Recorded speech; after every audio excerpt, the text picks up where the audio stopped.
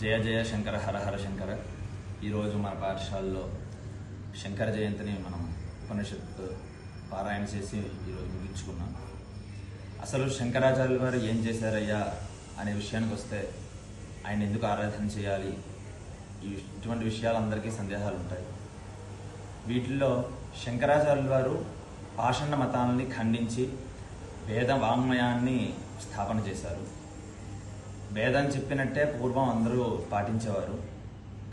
తర్వాత కొంచెం కొంచెంగా కాల ప్రమాణం మారగా ప్రతి ఒక్కరు వారికి నచ్చినట్టుగా ఒక సిస్టమ్ని పెట్టేసుకుని వాళ్ళకి నచ్చినట్టుగా చేసుకున్నారు.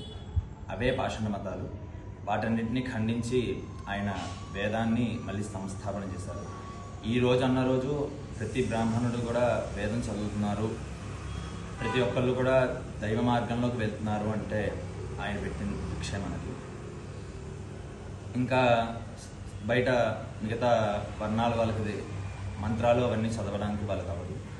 దాని మూలంగా మరి వాళ్ళు కూడా దైవంతో ఎప్పుడూ అనుబంధంలో ఉండాలి కదా అని చెప్పేసి స్తోత్రాలు రాశారు ఆయన. ఒక్కొక్క స్తోత్రాన్ని ఒకసారి జపం చేస్తే ఎన్నో కోట్ల సార్లు ఆ దేవతని స్తుతించినట్టు ఆ విధానంగా ఆయన ఒక్కొక్క స్తోత్రాన్ని రచించారు. ఇంకపోతే దేవతార్చన విషయం, ఒక్కొక్క దేవత ఎవరికి నచ్చిన, నాకు ఈ దేవత అంటే ఇష్టం, ఇంకో దేవత అంటే ఇష్టం, ఇంకో దేవత అంటే ఇష్టం, ఎలా ఎవరికి వాళ్ళు అలా చేసుకునేది కాదు. అందరికీ ఒక సిస్టమ్ ఉండాలి అని చెప్పేసి పంచాయతన పూజ అనే విధానాన్ని ఆయన తీసుకొచ్చారు మన కోసం.